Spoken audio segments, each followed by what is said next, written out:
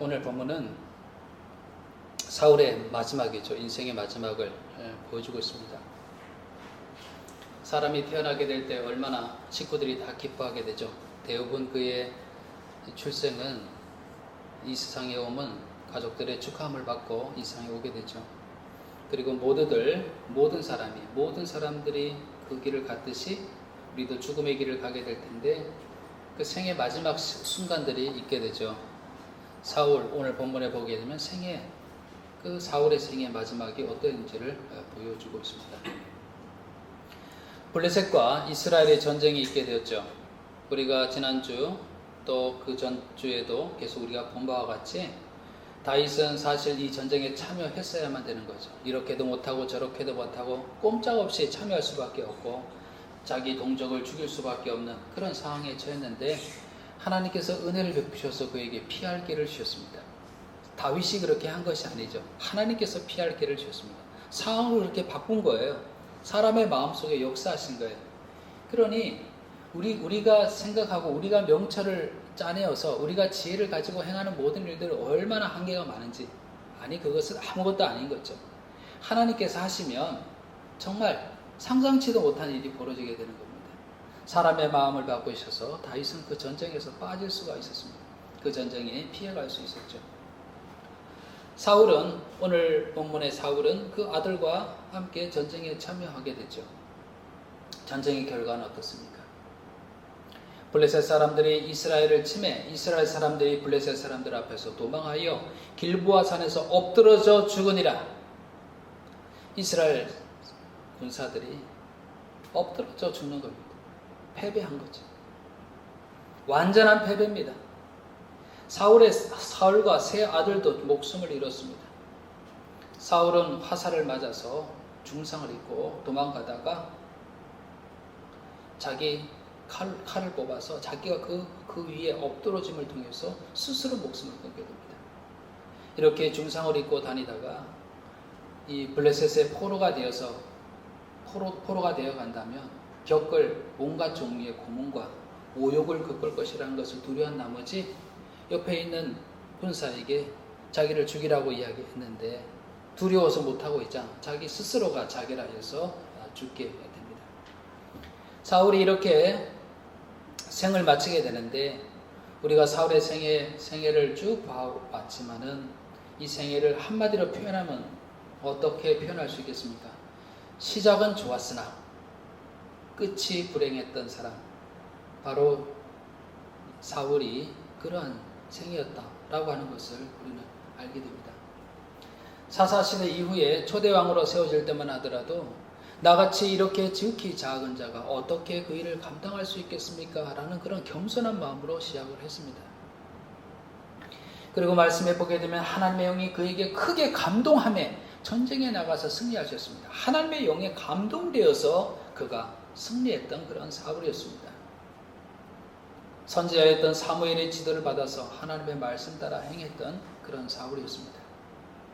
그런데 어느덧 그의 마음속에 교만이 들어오게 됐죠. 내가 왕이 되었는데 자신이 왕이라는 자각과 함께 자기의 뜻에 따라서 모든 것을 행하기 시작했습니다. 자기의 공로를 앞세우게 되죠. 백성들의 인기에 연연하게 됩니다. 제사장 사무엘만이 드릴 수 있는 그런 제사를 본인이 왕으로서 자기가 드려야 되겠다 하여서 제사를 드리게 되죠. 하나님 말씀에 불순종해서 전쟁에 나가서 아말렉과의 전쟁에 나가서 모든 좋은 그런 가축들을 다 끌고 왔음에도 불구하고 하나님께 제사 드리기 위해서 내가 끌고 온 것 아니냐라고 그렇게 변명을 하게 됩니다. 블레셋 장수 골리앗을 죽인 다윗에게는 시기와 질투에 빠져서 그를 죽이기에 힘쓰게 되었죠. 그 가운데 역사했던 하나님의 영은 떠나갔고 그의 심령 가운데는 오히려 악한 영이 그를 사로잡아서 번민에 빠지게 되는 것을 마치 미친 사람처럼 번민 가운데 살아가게 되는 것을 보게 됩니다. 결국 하나님의 말씀이 사무엘을 통해서 임하게 되죠. 하나님께서 이 사울을 버렸다라는 것을 사무엘을 통해서 알리게 되죠. 왕으로서의 기간이 좀 지속되긴 했지만은 이미 하나님께서는 다른 일을 왕으로 세울 다른 일을 왕으로서 예비하고 있었습니다. 바로 다윗이었죠. 그리고 오늘 보니 블레셋과의 전쟁에서 그의 인생의 마지막을 보게 되게 되었습니다. 근데 여러분, 저는요, 이 사울이 전쟁에서 이렇게 비참하게 죽었다는 것 때문에 그의 인생이 이렇게 좋지 않게 됐다라고 하는 것을 의미하는 바가 아닙니다. 사람마다 인생의 마지막이 다를 수가 있을 거예요. 어떤 사람은 정말 모든 사람이 복 중에 하나가 건강하게 지내시다가 연세가 들어서 잠잘 때 그냥 잠자는 듯이 가는 것을 큰 복이라고 그렇게 얘기하잖아요. 그렇게 돌아가시는 분도 있을 거예요. 사랑하는 식구들에 둘러싸여서 그들에게 유언을 다 하고 그리고 그들에게 축복하고 이렇게 돌아가시는 분도 있을 거예요. 그러나 원치 않게 홀로 있다가 돌아가시는 분들이 계시잖아요. 사고로 돌아가시는 분이 있고 여러 형태의 그런 죽음들이 있습니다. 인생의 마지막의 죽음들이 있습니다. 사울이 전쟁에서 패배하여서 자기가 자결하는 이 죽음의 형태 때문에 이 사울의 인생의 마지막이 불행했다는 것이 결코 아닙니다. 왜냐하면 의인으로서도 이런 불행한 형태의 죽음을 맞이한 사람들이 많이 있기 때문에 그렇습니다. 우리가 알다시피 스데반 집사님은 어떻게 돌아가셨습니까? 돌에 맞아 돌아가셨습니다. 사람들로부터 비난과 원망을 들으면서 돌에 맞아서 돌아가셨죠. 예수님의 제자들, 복음을 전하다가 그들은요 순교했습니다. 여러 형태로 순교했습니다. 부활의 예수를 만나고 복음을 전하다가 고난받고 옥에 갇히고 바울도 순교를 했습니다. 하나님의 일을 하다가 일찍 가신 분들이 있잖아요. 원치 않았는데 그렇게 일찍 가신 분들이 있잖아요. 젊은 나이에 가신 분들이 있죠. 정말 하나님 잘 믿는 분이었는데 여러 병으로 인해서 사고로 인해서 가신 분들이 있죠. 그렇기 때문에 그의 마지막에 죽음의 형태가 죽음이 어떻게 죽음을 맞이했느냐라고 하는 그 겉모습 때문에 사울이 불행했다는 것이 결코 아닙니다. 만약에 그렇게 친다면 마지막에 돌아가시는 광경을 보면서 야, 저 사람이 인생 멋지게 살았네. 정말 훌륭한 인생 살았네라고 이야기한다 그러면은 비싼 소위를 입고 잘 조성된 그런 묘지에 수많은 사람들이 몰려서 그의 죽음 앞에서 그 장례식에 참여한 그 사람들의 죽음, 다 그것이 훌륭하고 멋진 사람의 인생의 마지막입니까? 여러 미디어를 통해서 그의 죽음이 알려지고 모든 사람들이 그의 죽음을 애도한다 하더라도 그의 생의 마지막이 그 겉의 화려함 때문에 우리는 그것 때문에 부러워하고 그의 인생이 정말 성공적인 삶이었다라고 그렇게 얘기할 수는 없기 때문에 그렇습니다. 그런데 이 사울의 생의 마지막 장면을 우리가 접하면서 그의 인생의 끝이 불행했다라고 말하는 이유는요, 그가 지금 처하고 있는 영적인 좌표가 어디에 있었는가라고 하는 겁니다. 하나님 앞에서 그가 영적인 좌표, 그 영적인 좌표가 어디에 찍힌 채로 죽었는가라고 하는 겁니다. 여러분, 우리가 이제 핸드폰을 가지고 다니면서 GPS가 이렇게 찍히잖아요. 내가 어디 있는지 이렇게 찍히잖아요. 그죠? 위치를 온 해놓으면 내가 어디 있는지 알게 되잖아요. 위치가 움직이게 되죠. 내가 어디에 있는지, 어느 스트릿에 있는지 알게 되죠. 건물 안에 있으면 그 건물 안에 있는 것이 있게 되죠. 그것처럼 사울의 지금 영적인 좌표가, 좌표를 보니까 그의 인생의 마지막이 정말 불행했구나라고 하는 것을 보게 됩니다. 하나님의 영이 충만했던 시절이 있었죠. 그러나 지금의 영적인 좌표는 어떻습니까? 하나님의 영이 떠나가고 악령이 그를 사로잡는 그런 지경이었죠. 하나님 말씀에 순종했던 그런 자가 이제는 불순종의 자리에 있죠. 계속해서 봐왔지만은 그의 인생이 끊임없이 이 다윗을 향한 시기와 질투와 미움 때문에 그를 계속해서 쫓아가면서 죽이려고 했던 그런 상의 생애를 살아갔잖아요. 인생의 마지막 좌표가 결국은 시기와 질투 때문에 결국 사람을 죽이려고 했던 그 자리에서, 그 좌표에서 사울은 인생의 마지막을 맞이하게 된 것입니다. 마지막 찍힌 그 지점을 봤더니 창조주 하나님, 그를 왕으로 세워서 기대하시고 그랬던 그 하나님과는 너무나 동떨어진 그 자리에 있는 거예요. 이것이야말로 하나님과 떨어진 그 자리, 하나님 안에 있지 않고 하나님과 떨어진 그 자리에서 인생의 마지막을 맞이했다는 것만큼 불행한 일이 어디 있습니까? 하나님 밖에 거하여서 그의 생을 마감하게 된 겁니다. 여러분, 전쟁에서 사울만 죽은 것이 아니잖아요. 또 누가 죽었다 그랬습니까? 세 아들도 죽었잖아요. 세 아들 중에 누가 포함되어 있어요? 요나단도 포함되어 있잖아요.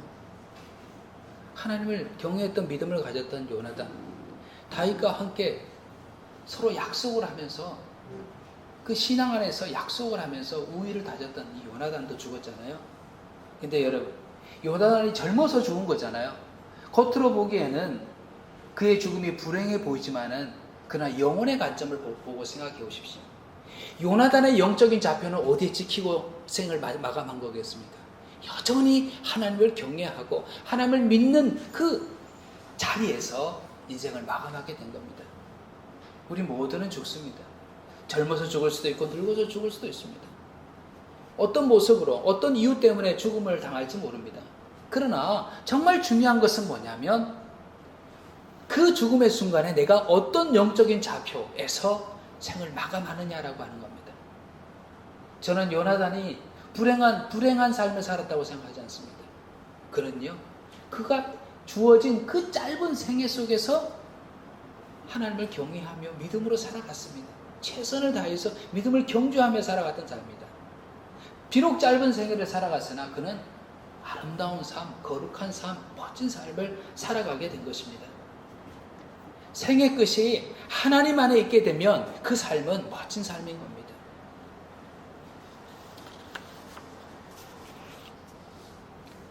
제가 설교 때마다 몇 번 얘기했던 저희 선배님이 계시는데요. 이 선배님이 제가 학교에서 신학교에서 공부할 때에 방학 동안에 오갈 데 없을 때에 어디 가서 방을 구할 수 있는 뭐 돈도 없고, 그리고 또 교회에서도 봉사하고 수련회 준비하고 그렇게 해야 되잖아요. 근데 기숙사에 제가 머물렀는데 방학 동안에는 기숙사에서 나가게 돼 있어요, 학생들이. 그럼 어딘가 있어야 되잖아요. 오갈 데 없게 될 때에 저를 데려다가 본인도 방 하나죠. 거기에서 본인의 모든 것을 나누었던 그 분이, 그 선배님 계셨어요. 심지어는 양말도 쫙 보여주면서 양말도 쓰시더라고요. 그러고 냉장고 보여주면서 냉장고 너 먹고 싶은 거 알아서 다 먹으라고 그렇게 얘기를 하고 모든 것을 쉐어하셨어요. 2달이 지난 후에, 방학이 끝나고 난 후에 제가 너무 감사해서 같이 한번 식사라도 제가 대접하겠다 그랬더니 먹은 걸로 하겠다 그러면서 그것마저도 그냥 같이 식사하지 않으시는 거예요. 그분이 이제 그때 전도사님이셨는데 시골로 속초 있죠, 속초 아시죠? 속초 그곳으로 이제 단독 목회를 나가셔서 거기서 거기 있는 분들과 그 교회를 섬기시면서 목회를 하시게 되는데 암을 얻으셔서 일찍 돌아가셨어요. 일찍 돌아가셨어요. 정말 어느 한 시골의 목회자의 삶이었는데 젊은 나이에 그렇게 돌아가시겠죠. 그러나 그의 죽음을 기억하는 여러 사람들이 있었습니다.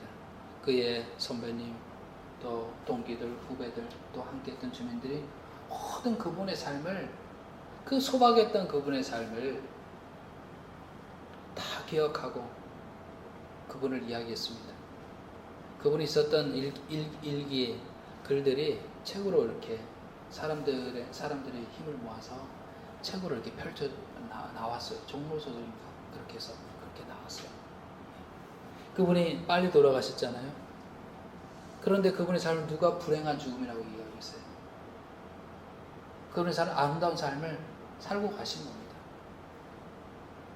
그 삶이 아름다웠던 것은 뭐냐면 그의 마지막에 그의 영적인 좌표가 어디 있느냐라고 하는 겁니다.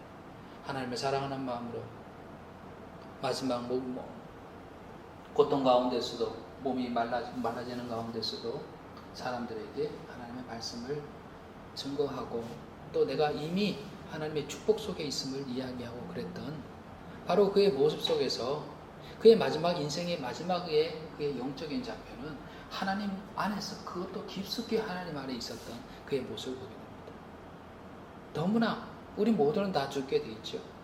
다 인생의 마지막을 맞이하게 돼 있죠. 그러나 마지막 지점에 어떤 영적인 좌표 속에 있는가라고 하는 겁니다. 저희 아버지 얘기도 많이 들었잖아요. 저희 아버님이 겨울에 돌아가셨어요. 겨울에 돌아가셨는데 강원도 정선 쪽에서 병원에서 돌아가셨는데 얼마나 추운지 정말 너무너무 추웠어요. 눈도 오고 그래서 저희 친구들이 저 문상을 오려고 이게 오는데 와서 그러는 거예요. 자기가 정말 그 목숨을 각오하고 왔다고 우리들의 우정을 인정해 달라고 그럴 정도로 목숨을 각오하고 왔대요. 그 강원도 정선 생각해 보세요. 꼬불꼬불한 그곳을 눈도 많이 왔었고 날씨도 추워서 막 얼었잖아요. 그걸 막 미끄러지면서 왔다고 자기 목숨을 걸고 왔다 그러면서 자기들의 우정을 잊어버리지 말라고 그렇게 얘기했어요. 그런데 저희 친구들이 오고 또 제가 섬겼던 그런 교회에서 그 교육자분이 몇 분 온 거 외에는요 찾아오는 사람이 없었어요. 저희 아버지는 너무 어떻게 보면 외롭게 사셨어요. 고아로 살아오시면서 배움의 기회도 없었죠. 그래서 탄광에서 광부로서 일하시면서 그렇게 가족들을 돌보면서 또 그것을 직업병을 얻어서 돌아가신 거죠. 하는 사람이 없어요. 아는 사람이 있다 하더라도 보게 되면요 찾아오지 않더라고요. 저희 아버지는 아주 친하게 지냈던 친구분이 한 분 계셨는데 그분도 못 오셨어요. 왜 못 오셨는지 아세요? 그분은 먼저 돌아가셨기 때문에 못 오셨어요. 그분도 역시 직업병으로 먼저 돌아가셨기 때문에 못 오셨어요. 참 외로운 자리였어요. 참 적막한 자리였어요. 장례식인데 너무 적막한 자리였어요. 그런데 저는요 저희 아버지의 마지막을 기억합니다. 마지막 때 저에게 같이 예배를 드리자라고 그렇게 이야기를 하면서 함께 그 병실에서 예배를 드렸던 그 아버지, 그 예배를 드리고 그 밤에 돌아가셨어요. 저희 아버지가 이 장례식장에 이곳은 너무나 외로워 보이고 누구도 찾아오지 않는 그런 자리 같았지만은 그 영적인 좌표는 어디에 찍혀 있는 겁니까? 그의 죽음의 마지막은 어디에서 주의 죽음을 맞이하게 된 겁니까? 바로 그것은 하나님 아니라는 겁니다. 저는요, 제 친구들, 저희 동기들이 아버지가 목사님인 경우 많잖아요. 장로님인 경우 많죠. 또 권사님, 그래도 집사님 그러잖아요. 그죠? 저희 아버님은 집사님도 아니었어요. 그냥 성도님이에요, 성도님. 그런데 저는 이 성도님이라는 말이 얼마나 크게 저에게 위로가 되고 또 이것이 얼마나 아버지의 생애가 정말 마지막에 승리를 이룬 것이라는 것을 이 성도님이라는 이 단어에서 보게 됐습니다. 우리는 성도님이라는 말을 쉽게 이렇게 하지만은 마지막 그 성도님이라고 딱 이렇게 적힌 그래서 그 성도님의 이름을 가지고 그렇게 예배하게 될 때, 장례식에 예배하게 될 때에 그의 아버지의 인생의 마지막 좌표는 하나님 안에 있었던 것입니다. 여러 과정을 통해서 끝끝내는 예수님을 믿게 되고 하나님을 믿게 되어서 천국에 거하게 되는 바로 그 자리, 바로 그 지점에서 아버님이 돌아가시게 된 겁니다. 그래서 아버지를 얘기할 때마다 저는 아버지의 삶이 불행했다고 생각하지 않습니다. 물론 광고로서 많은 고생을 하셨죠. 여러 힘든 일을 겪으셨죠. 병원에도 오래 계셨죠. 그런 일들을 겪었지만 저는 아버지 생애가 불행하다고 생각하지 않습니다. 정말 그렇습니다. 아버지는 성도님이십니다. 거룩한 무리, 하나님의 자녀, 그 자리에 들어가실 것입니다.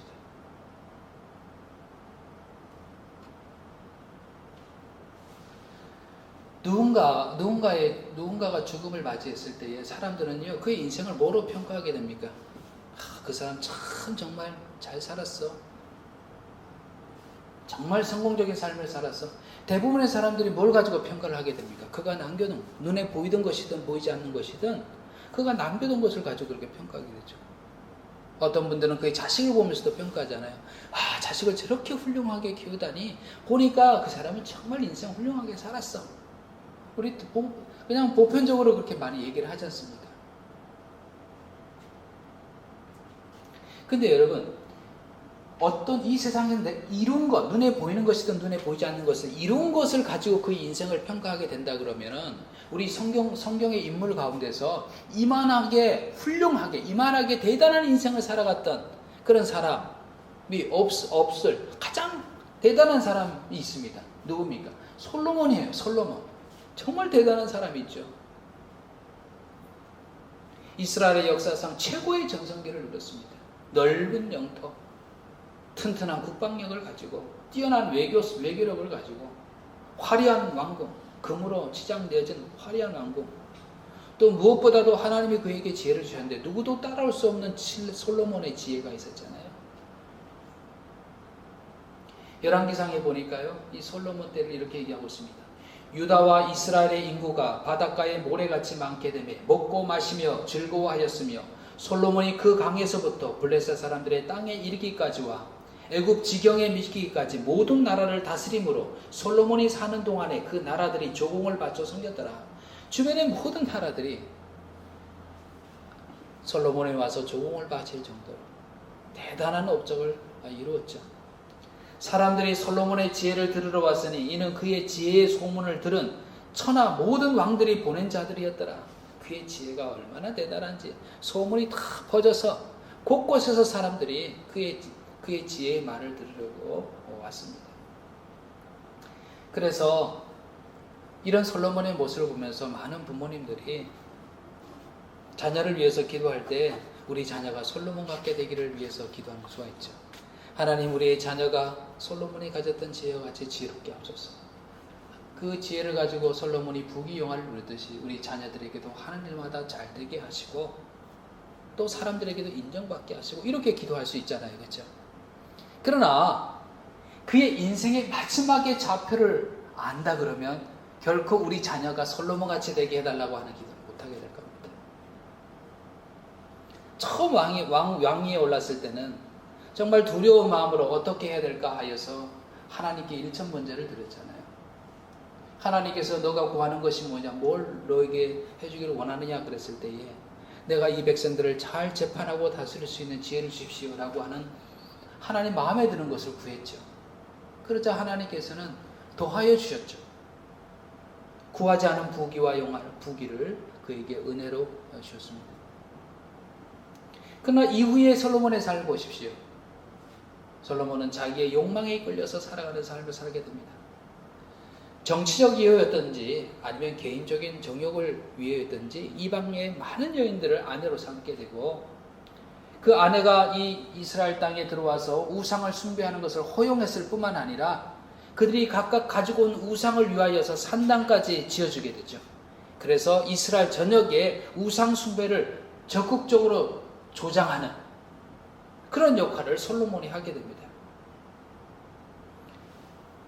율법을 보게 되면 왕으로서 이 왕이 조심해야 될 것, 왕은 이런 자가 왕이 돼야 된다라고 이렇게 얘기했던 거 기억하십니까? 말을 많이 가지 말라 얘기했죠. 또 뭡니까? 아내를 많이 두지 말라. 여인을 많이 두지 말라라고 이렇게 얘기했죠. 하나님의 말씀을 늘 기억하고 지켜야 된다라고 이렇게 얘기를 했잖아요. 하나님의 율법을 불순종했죠. 그리고는 하나님의 거역한 길로 가게 된 겁니다. 그의 인생의 마지막에 영적인 좌표가 어디에 있었는지를 볼 수 있는 그런 말씀이 있습니다. 솔로몬이 마음을 돌려 이스라엘의 하나님 여호와를 떠남으로 여호와께서 그에게 진노하시니라. 여호와께서 일찍이 2번이나 그에게 나타나시고 이 일에 대하여 명령하사 다른 신을 따르지 말라 하셨으나 그가 여호와의 명령을 지키지 않았으므로 여호와께서 솔로몬에게 말씀하시되 너가 이러한 일이 있었고 또 너가 내 언약과 내가 너에게 명령한 법도를 지키지 아니하였으니 내가 반드시 이 나라를 너에게서 빼앗아 너 신하에게 주리라. 하나님을 진노했습니다. 하나님을 떠났습니다. 우상숭배했습니다. 하나였던 이스라엘이 둘로 나눠지게 됐습니다. 어느 때요? 솔로몬 이후에 나눠지게 됐습니다. 북이스라엘과 남유다로 나눠지게 되었습니다. 솔로몬이 장례식을 치렀을 때 그 장례식이 어땠을까요? 어떤 장례식이었을까? 엄청나게 화려한 장례식이었을 겁니다. 그렇죠. 상상할 수 있잖아요. 그죠? 솔로몬이 죽었는데 그 지혜로 그 왕의 장례식이 얼마나 화려했을까요? 사람들이 얼마나 많이 몰렸을까요? 주변에 있는 나라에서 얼마나 사절들이 와서 그 장례식에 참여했을까요? 대단한 것 같지 않습니까? 그러나 아무것도 아닙니다. 그의 마지막 영적인 좌표를 생각해 보십시오. 하나님에게서 멀리 떨어져서 하나님을 거역하고 우상 숭배해서 솔로몬의 이러한 삶의 여정을 보면 우리가 이러한 생각을 하게 됩니다. 과연 무엇이 복된 삶일까? 솔로몬을 단편적으로 보고 그의 지혜와 그가 누린 부귀영화를 우리는 자꾸 구하면서 살아가기 쉽죠. 그래도 신앙의 인물이니까, 성경에 나온 인물이니까 그에게 주셨던 지혜를, 그에게 주셨던 부귀를 우리가 구하며 살 수 있죠. 그러나 우리는 알게 됩니다. 지혜를 가지는 것, 부귀영화를 누리는 것이 복된 삶의 기준이 아니라는 것을 알게 됩니다. 결국 보게 되면 그의 삶이 복된 삶이었던가라고 하는 것을 보게 되는 것은 마지막 그의 영적인 좌표가 어디에 찍혀 있는가라고 하는 것입니다.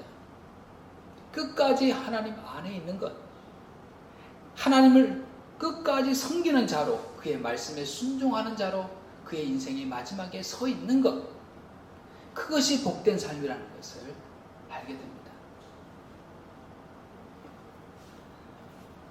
대학원 다닐 때 상담을 공부할 때에 한번 교수님이 들어오셔서 이렇게 이제 강의를 시작하시는 거예요. 여러분 다 눈을 감아 보십시오.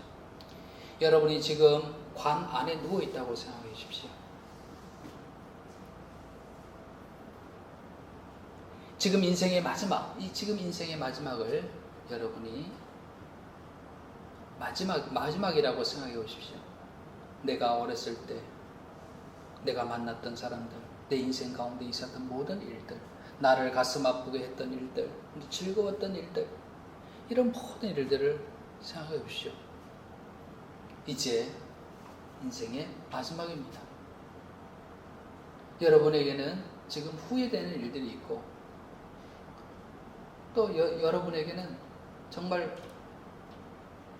그 사람과 화해하고 싶은 그런 사람들도 생각할 겁니다. 그런데 내게 남은 시간이 없습니다. 이제 인생의 마지막입니다.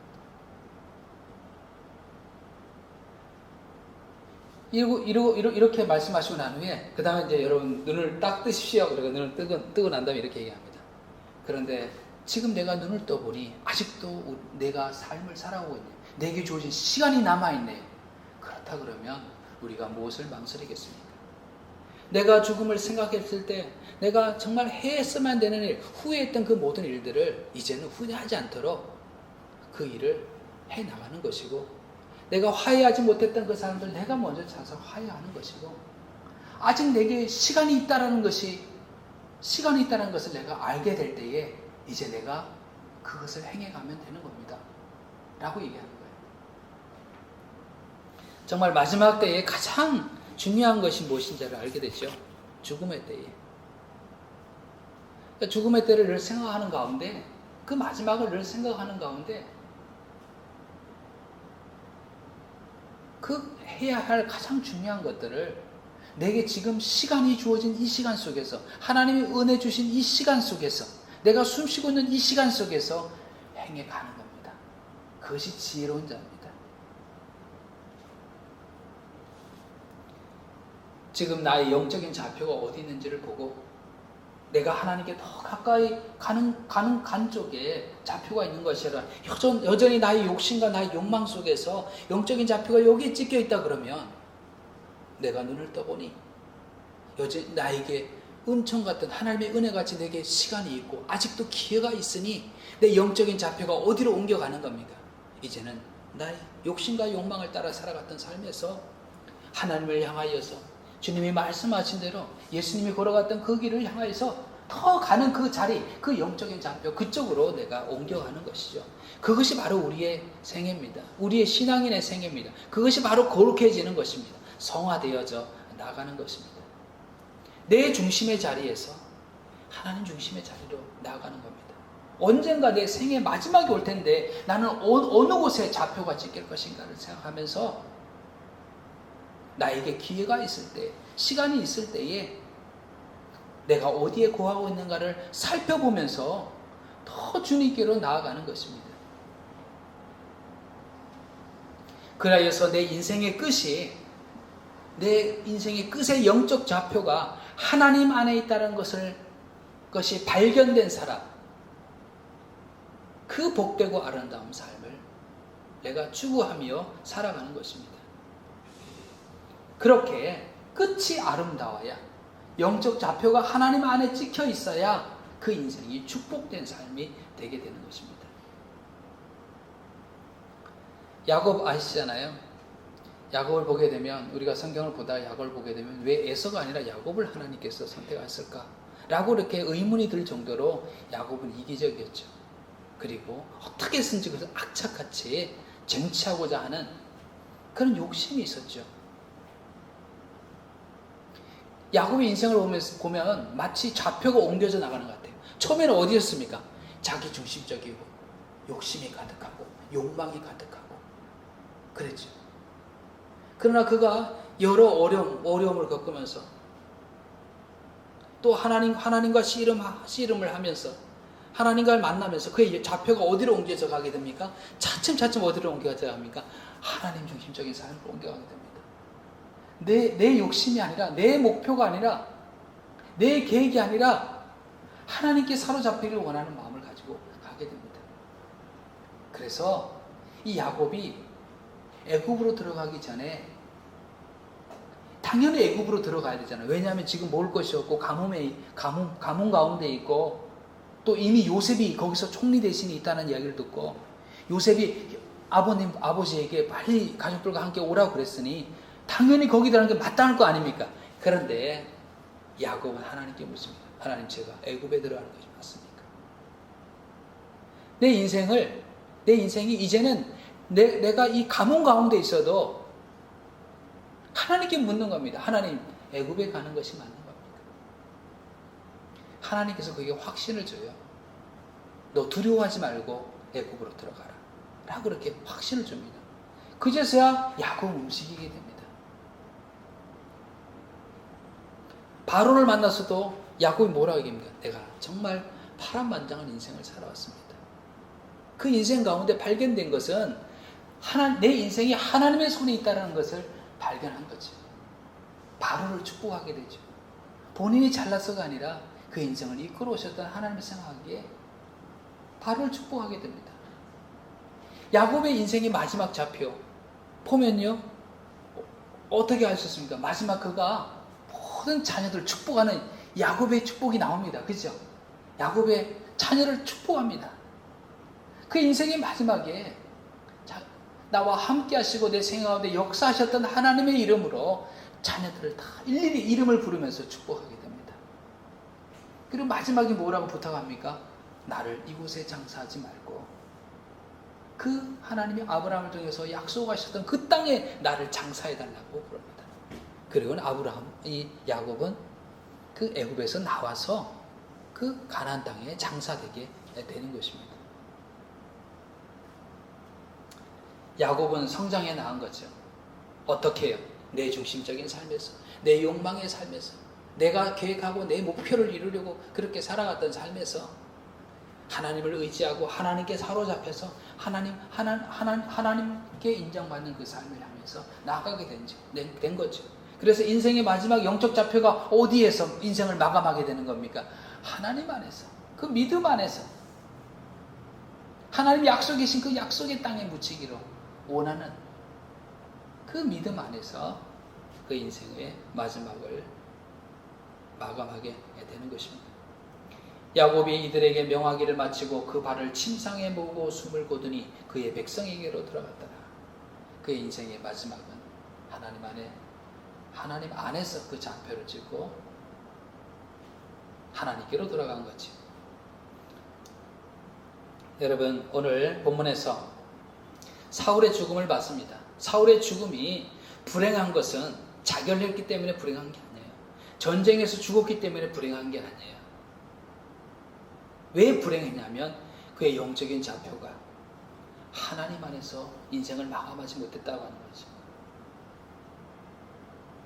우리 마음속에 생기는 소망이 어떤 마음이 생기게 됩니까?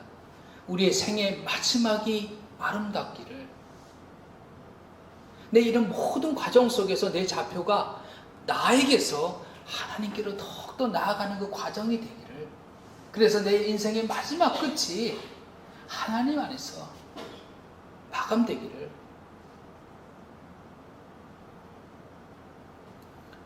바로 축복된 그 지점은, 인생의 마지막에 축복된 지점은 바로 창조주 하나님 안입니다.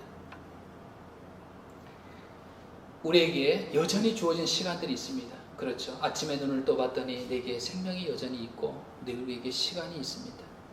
내가 만났던 사람들이 있고 가족들이 있고 그렇습니다. 내게 주어진 이 기회 속에서 나는 어떻게 더욱더 내 영적인 좌표를 하나님 안으로 가는 겁니다. 하나님께로 더욱더 가까이 나아가는 겁니다. 찬송가 314장 이 찬송이죠. 내 구주 예수를 더욱 사랑 엎드려 비는 말 들으소서. 내 진정 소원이 내 구주 예수를 더욱 사랑 더욱 사랑.